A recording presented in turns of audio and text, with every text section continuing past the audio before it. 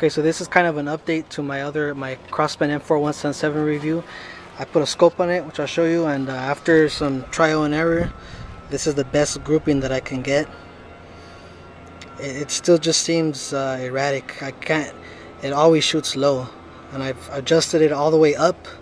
I've used the rest, I've used standing up, I've tried a lot of different stuff, and this is the best I can get.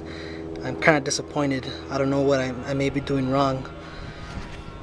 To give you a look at it, it's the leaper scope, and it's the parallax adjustable, and I'm shooting at about 20 yards, but as you can see the adjustments here, you change it to whatever yardage you're at. It just doesn't seem to work right. I can't really get it to where I want to be. I've tried to mess with it, and I don't know, I'm gonna have to keep toying with it. But so I can't really get that accurate groupings, but I can hit some cans. So I'm just gonna give you a quick demonstration of what accuracy I can get out of this scope on the shooting test right now. Alright, since I'm shooting at about 16 yards, I can't get myself and the target in the frame. So I'm just gonna zoom in on those 5 bottles lying down. I'm just gonna try to hit the ends of them using the show up that I just sent you.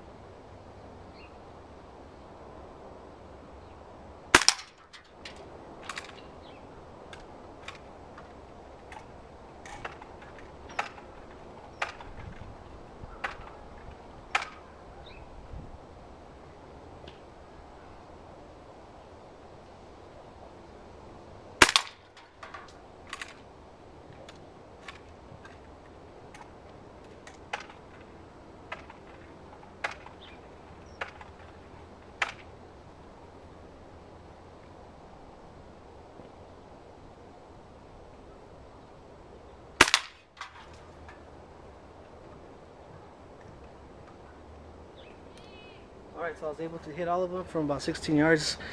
I'll turn it around and show you where I was shooting from. Right there, right behind that chair, there's the gun. So it's fun. I can hit the cans, but I can't get the exact pinpoint accuracy that I want from it. So to be continued. If I ever do figure it out, maybe I'll let you guys know what I did, or I'll just try to keep getting the most accuracy I can get. And that's it for this part. So just as a final word, I guess, this is another look at it. Pretty nice scope. I love the fact that it was adjustable, but like I said before, I still couldn't get the accuracy I wanted. I'm disappointed. But just to give you a close-up look at the scope here, there's 2 mounts, and they each have 4 screws in them. So you need to unscrew all of them, put them in, and just lightly turn all of them so they're in place, and then you have to twist the scope this way to make sure the crosshairs are lined up.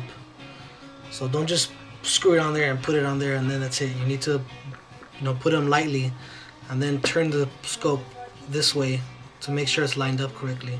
And once that is, you can secure these, and then that's when you put them on your the rail here. And whenever I come to scopes, I always put them furthest back, but what I found with this one is when I used the stock, it was too close. The scope was too close to my eye, so I couldn't really get the image. so I had to put it. See how I put it on? This is the first one right here. I put on the second one, so that gives me enough space so I can see the image.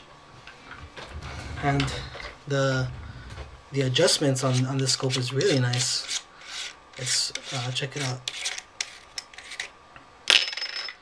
It's just this knob, and you turn it. And it says up and down.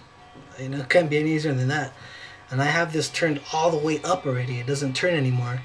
And as you saw on my target, they're still low. So I don't know if anyone can have suggestions or whatever, but I put the scope on, I adjusted it, I put the right distance, and I'm still not getting it right. It's really clear though. The optics are really nice. It's a mil dot reticle, really clear. But it's a 4 times magnification, and it's just really hard to keep it steady on the target. I always just aim. For example, I aim to have the target in the white circle here for about 2 seconds. Because once I have it in there for 2 seconds, I feel okay. Because usually sometimes it's going back and forth, and I just try to time it when it just happens to be in there. But when I'm using the scope, I try to keep the crosshairs in here for like a second or two, and then fire. And even with doing that, it's always low. This is so I'm still not happy with it. There's still work to be done. But this is how it looks. I mean, it looks pretty nice. And I just wanted to give you guys an overview of how the scope works and how it was installed. It has the caps here. This one always just comes off. So it's pretty cool, but like I said, I still need to do more work, and if anyone can help me out with that, have any suggestions, I'm open to that, and I'll keep working at it, and hopefully I can figure it out. Because if you guys are having the same problem, you know, maybe I can help someone out, or someone can help me out. And that's pretty much it. That's the update on the review, and maybe next time I'll try a laser or a dot sight or something like that. But thanks.